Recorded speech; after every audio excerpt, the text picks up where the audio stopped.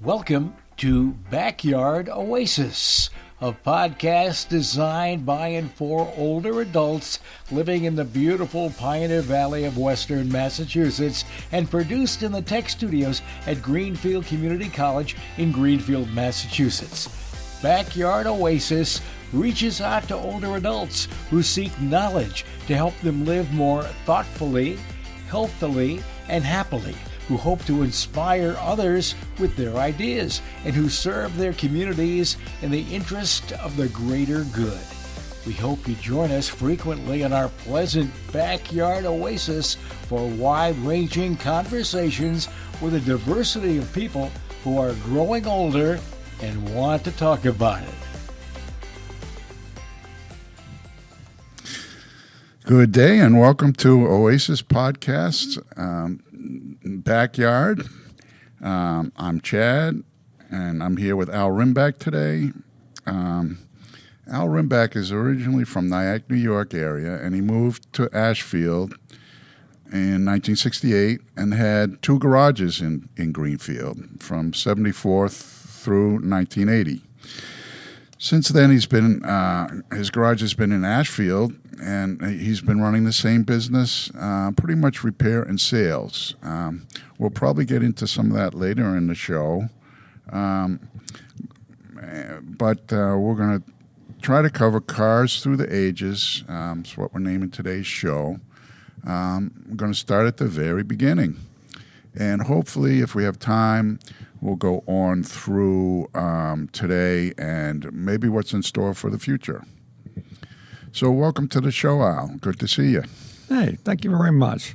Why don't we do, like I say, start at the beginning? I know one of them was Duryea. Is that the correct pronunciation? As near as I can tell, yeah. Yeah, right here in Springfield. Springfield was quite the industrial city back then.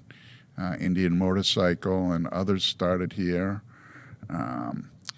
But what can you tell me about Duryea? Do you know about them? Very little. It was one of the first cars made. There was others in Europe about the same time. And it was actually a couple of brothers. And I don't think they ever made very many cars, because back then there were people who only made two, and others made 300, so it was an interesting time. As to what else I can tell you about it, I'll bet you it was a one-cylinder, and I bet you that was sitting on top of it. That's the usual way. Like a prototype. And they steered them with a tiller a lot rather than a steering wheel. And if you saw what they used for steering linkage. Do you think, well, they were going pretty slow, too. Well, they were pretty slow, all right, but they were still more dangerous. They're more dangerous at 12 miles an hour than our cars that are at 100, and that's the truth.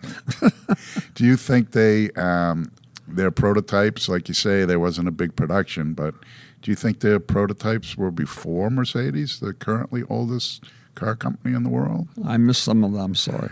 Do you think they predated Mercedes, which is the oldest car? I can't recall. But everybody was onto it. The gasoline engine had been invented, and everybody wanted to stick it into something you could move around instead of a steam engine like a train. So it was, they were already thinking about airplanes at that point, too. The gasoline engine was light enough to consider using for things you couldn't. But, yeah, it was popping up everywhere. Well, in Europe as well as here. Was that? In Europe as well as here. They were popping up all over, you said. Well, it's a lot of, in the history of science and whatnot, things are not invented in a vacuum. Everybody was working on airplanes when the Wright brothers happened to get the first one that worked, but not for long. And the same with cars. It was an idea whose time had come. Yeah, right. I really have a big feeling that the more and more discovery of oil and gas, meaning... Well, yes. Yeah. Yeah. Exactly. It made it possible to produce a gasoline engine instead of a steam engine, which is very bulky. And that's how it got exciting. Yeah. Which reminds me of the Stanley Steamer. Now, today we have alternate fuels, hydrogen cells, batteries, etc. You ever hear of a vehicle running on coal or wood? I haven't, but I mean, that's what trains ran on. You know, it's bulky, heavy. Yeah.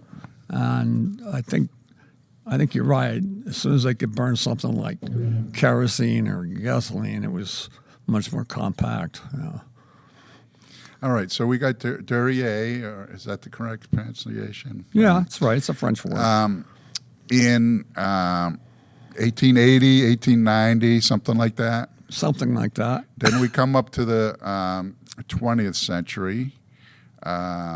We got a lot of, I would call them horse cart, makers and bicycle makers switching from horse carts, I guess we could call it, and bicycles, now trying out the gasoline engine, I should say, so we don't confuse it with LP gas, which, like I said, alternative fuels, there have been cars that have run on LP gas. Funny enough, just as a car guy, thumbing through the internet, I found a company with my last name, Fuller. That's not too surprising. Yeah, and they were wagon makers out in the Midwest that switched over to cars. Now, these things were, oh my God, like 20 feet long with big, huge wheels that, were almost chest high. Well, what can you tell me about some of the cars of that era, the early 1900s? well, they weren't mostly big like that. They were mostly small four-wheel things that were all open. You read, if you're lucky, you had a windshield. And, they just had a gas motor. It was usually under the seat, in the back, because everything was high, just like a stagecoach, and the roads needed it. So there'd be a little one-cylinder motor under the back seat somewhere. Oh, one cylinder, okay. Oh, at most. And it was plenty of power for what they were going to do next. Did they have that crank in the front instead of a crank was starter? wherever was handy. I don't think it was in the front then because the motor would be nearer the motor. Yeah, Side, could be at the side. could be maybe. on the side. Crank it and jump in. Right. Park it on a hill. It's a lot easier. All right, so some had the windshield, a rag top, just like you would on a coach. Those early ones. They didn't know how any top at all. That's some without. yeah. Those first ones didn't seem overbuilt, really. They were spindly. They were spindly little things. Oh yeah, But we're talking again, 19 single digits, 1901, et cetera, et cetera. Up until when was the Ford Model T? Do you know? About 1908 or something. Really? Yeah. Okay. But there were a lot of cars before that were all cast iron and steel and wood and everything. And they were expensive. They were called toys for the rich. Uh-huh. And which they would cost more in a house. But Ford had an idea that maybe, he was from a farm and had the idea it could be useful to make a useful car that people could afford. And the T was actually a very advanced car for its day. It used fancy steel for the chassis instead of cast iron to save weight. Everything he did was to save weight. Anywhere you save weight, Smart. you can save more weight. Yeah. And he had already been in building cars since like 1900. I think he worked for Cadillac in the beginning. And he's the one, he did not invent the assembly line. It's much older, but for cars, he was the first one. Otherwise, they were building them like they build a coach, a bunch of guys in a room, And, the huddle. The huddle. Yeah. You're in my way. I'm in your way. You're in my way. Anyway, he was up for efficiency over time. He bought his own steel mills and his own glass making for glass. Holy cow. And he understood. It's called a horizontal monopoly where you buy all the things. In fact, the Dodge brothers built all his motors up until the 20s. They were well known and built a good motor. And he finally bought that part out. And it's kind of a good story. He didn't have enough money to pay them the amount. So he went around to all the people who sold Fords, which were like blacksmith shops. And he said, okay, you're going to buy some inventory or you're going to lose your dealership. And Ford was already the most popular brand. Huh. And so they put up all the money for him to buy the Dodge brothers out to start making his own motors. He was good. He was good at thinking like that. Yes. I saw him copying each other pretty late. Also, that? I saw them copying each other pretty late. Also, like you could put the same wheels on Dodge and Ford. Oh no, that's much later. Yeah, that's what I'm saying. I saw the similarities much later. Yeah. Well, the idea of standardization is a heck of one, but most of the cars were proprietary. That is, they bought a motor from a motor company and a transmission from a transmission company and brakes from a brake company. Body by Fisher. Body by Fisher, exactly, which had made carriages before they made cars. Yeah. And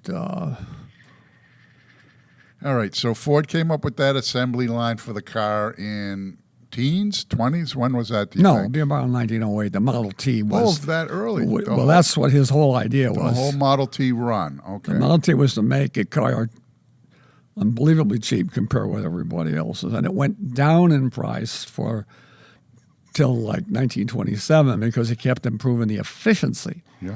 By 1927, you could buy a Model T for $275. And that was more money than it is now, but it wasn't much. And he kept it as simple to fix as possible. The repair shops, then were all blacksmith shops anyway. But, yeah, he definitely had it in mind that it would be something everybody might use instead of just somebody who was wealthy enough. The cars took over and tractors took over immediately because they were much cheaper than keeping horses. Mm-hmm. Horses are unbelievable. And you're feeding them even if you're not using them. Yeah. So that happened quick, and it cleaned up the streets, which were full of horse manure. Wasn't that something? One of the biggest reasons to switch to the car was the manure problem in the cities. Oh, they were cleaning it. They had to clean it continuously. Tons and tons of it. Wow. Yeah. All right. One more thing about Ford I understand is his liberal management techniques were not benign. In other words, he upped his workers' salary so they could afford to buy the cars they made. That was what he said. What happened was that the daily rate was $2.50, and he raised it to $5. Whoa. And the other manufacturers hated him. And when asked why, I said, well, I want my workers to be able to afford to buy one of my cars. Actually, as usual, that was a little bit of bullshit. The real reason he did it was if you pay $5 instead of $2.50, you get to pick. Everybody comes to you for a job. And a good employee is always worth way more than twice as much as a regular one. Okay. So now he never did anything that wasn't practical. But he did, well, as far as benign goes, he wasn't any worse than any of them. I mean, it was a different time. He provided the housing a lot, for instance. And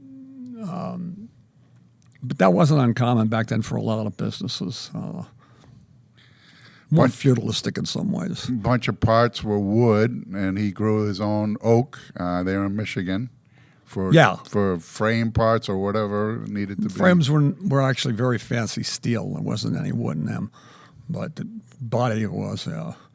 He actually went mostly steel because it turned out to be lighter and easier to fabricate, and their frames were the highest, fanciest steel that was available at the time. Everybody else was using cast iron, which is heavy, and he knew saving weight would make everything more efficient. And he was a character for sure. Okay, we out of the teens yet with the when the Model A came in? Model A came in 27 or 8. Okay. It was a big. he hadn't changed it at all, and it was lagging behind everybody else's stuff. Nevertheless, they sold 60% of all the cars in the country.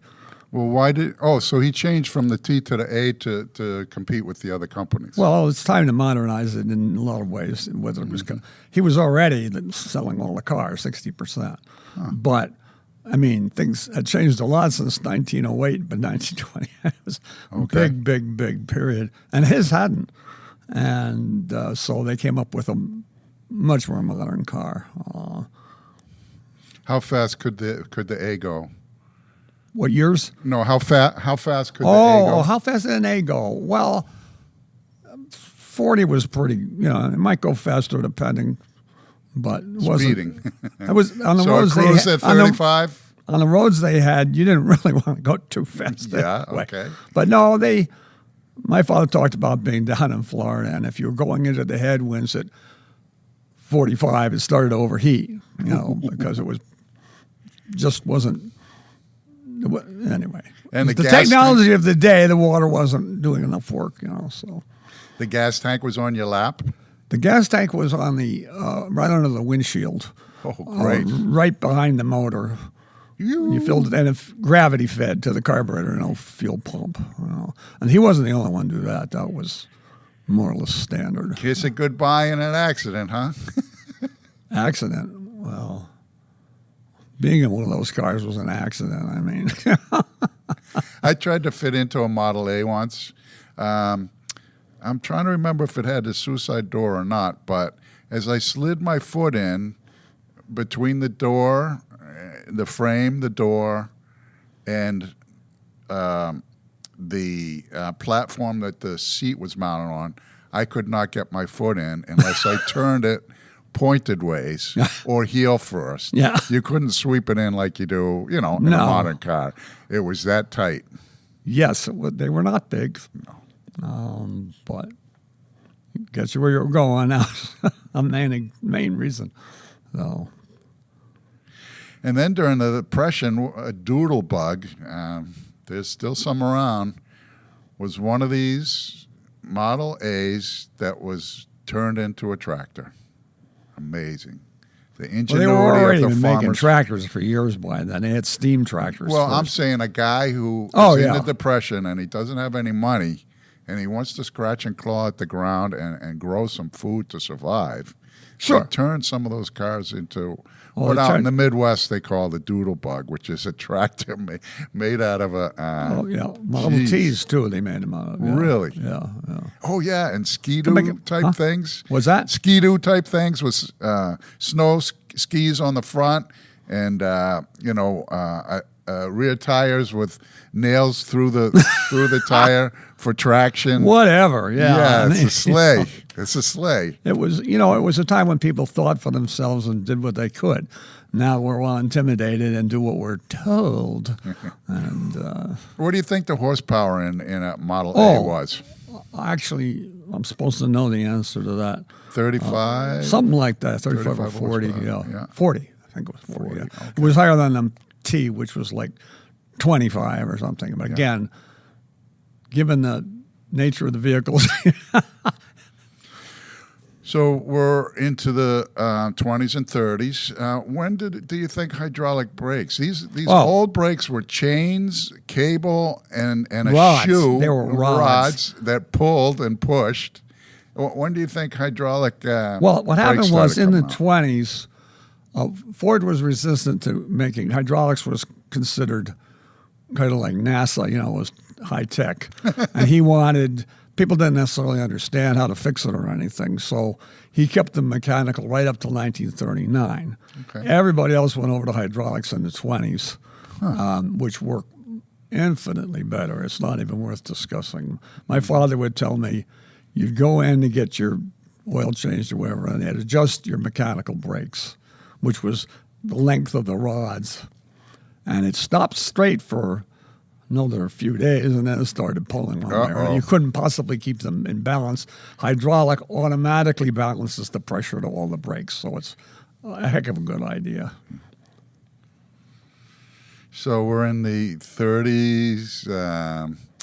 What about cars of the 40s? Let's take a typical. Okay, the industry has post-World War II and pre-war cars and post-war cars.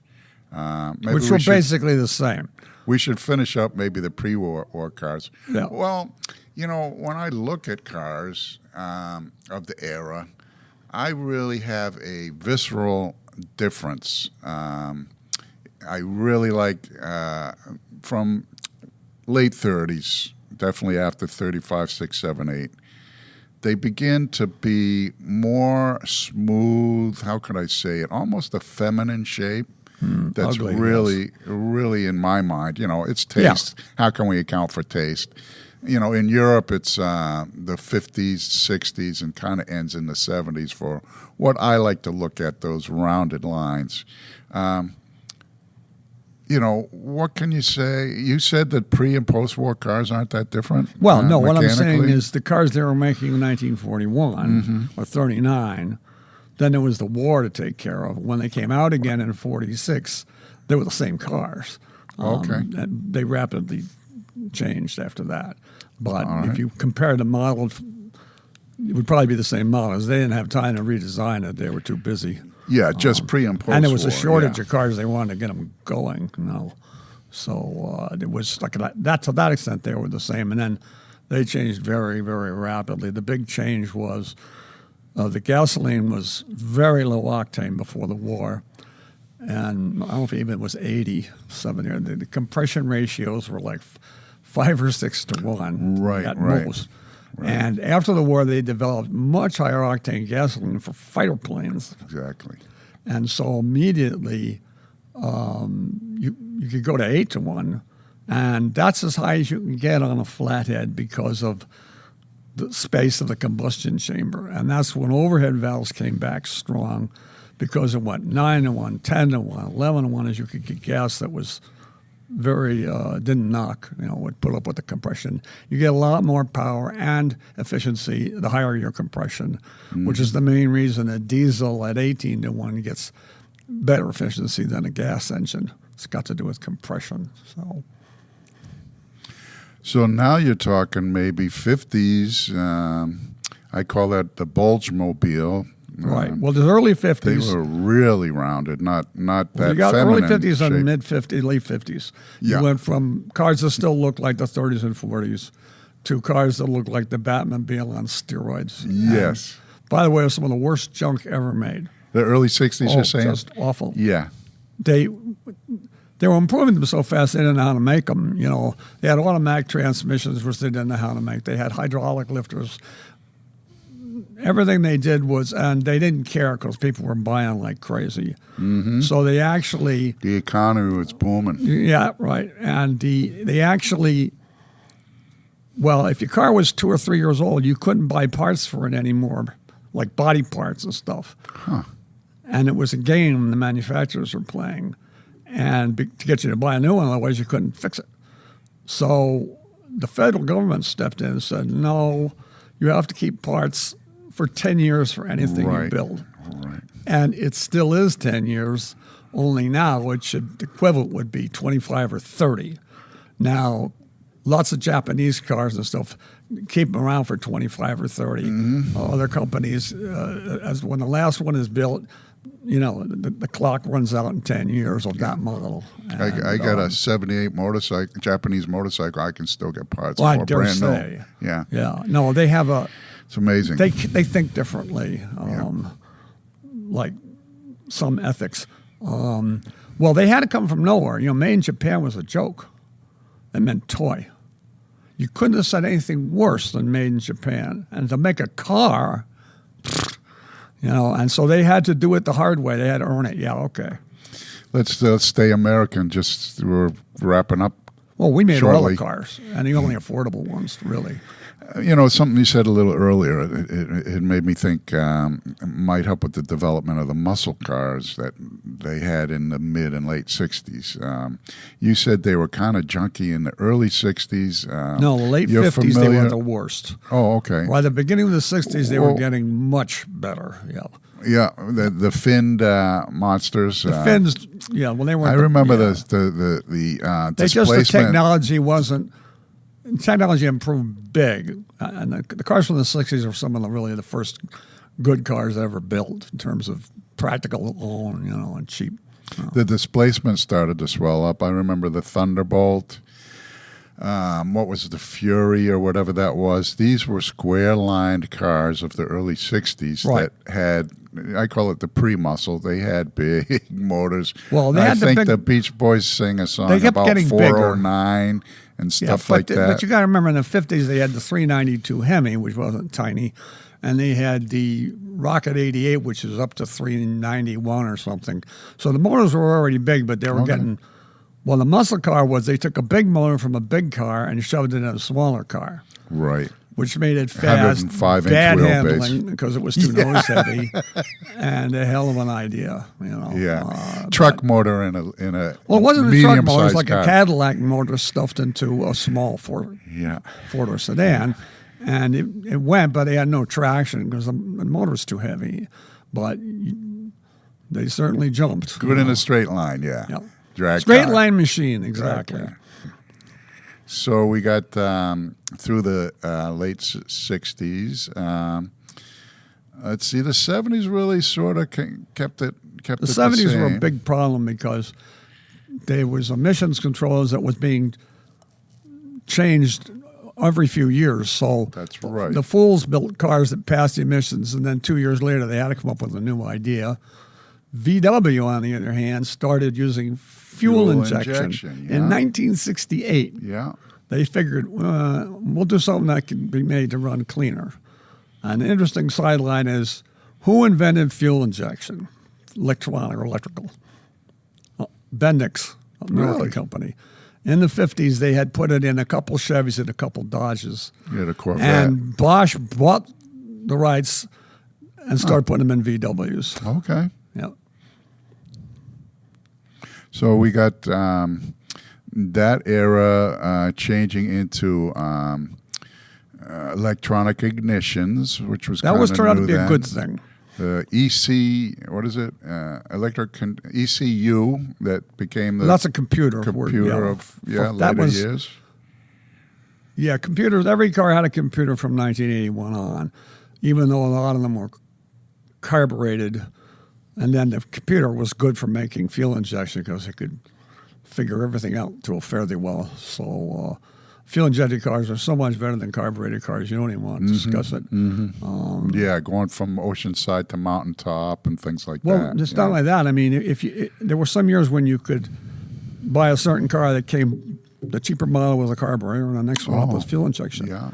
You would think they almost doubled the size of the motor, but they hadn't. It was the same motor. Right. Electronic. It's just that the fuel injection could give it the right amount of gas all the time. Okay. A carburetor was a horrible compromise, but there was nothing else, The Venturi. But the funny thing is now you get some people who tell us how cars were much faster when they had carburetors, just like, and biplanes used to fly to the moon, it's like total. Anybody who lived through the age of carburetors is very glad they're gone. That's for sure. I stopped playing with cars in the late '70s because I graduated from school and had a nice income and I could pay a mechanic. Oh yeah, there you go.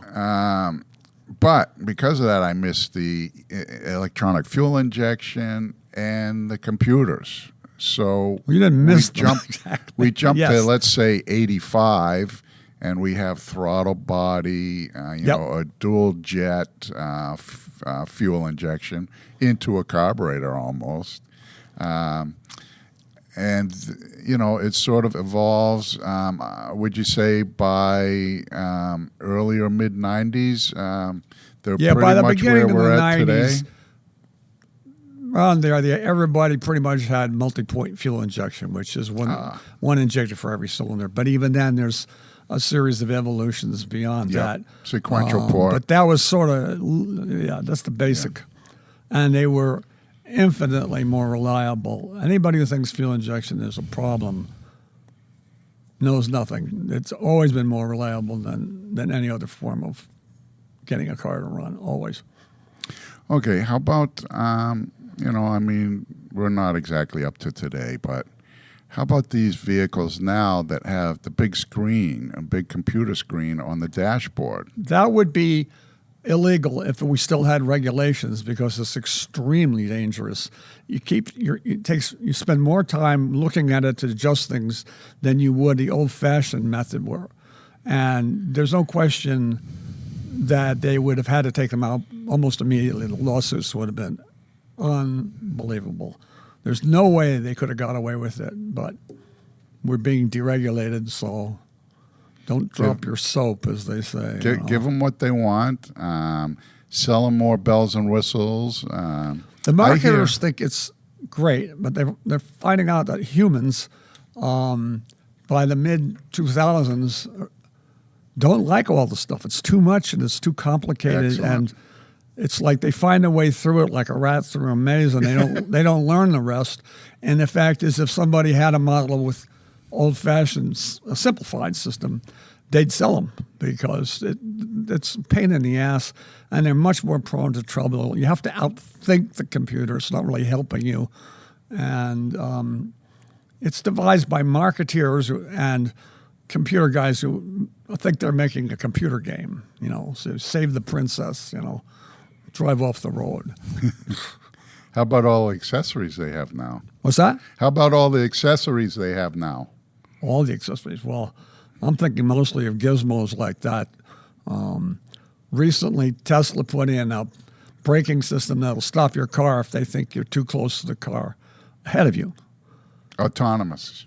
It's wrecked a lot of Teslas so far because it decides when you might have to stop and locks up the brakes. They got pictures of them. Oh, boy. And there's another thing I almost hate to mention called lane assist. I've heard of that. That's caused a lot of accidents, too. And you can't turn it off. I wouldn't mind if you wanted, but once you got that automatic braking, Musk is in big trouble on them. He's got lawsuits. Really, he'll survive. Musk, yeah. He's smart. But All right. automatic isn't always better.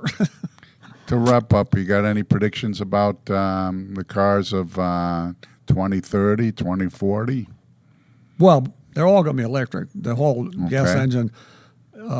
General Motors has said they will not build any combustion engines in 2035. And they're going to come in quicker. The only reason they seem more expensive now is the cost of the battery. Electric car is much cheaper to build than a gas engine car. The electric motor has one moving part, remember. But the batteries have been coming down very rapidly. Yeah, That's the key. I put one in for $300 a couple months ago. A new battery. $300. For what car was that?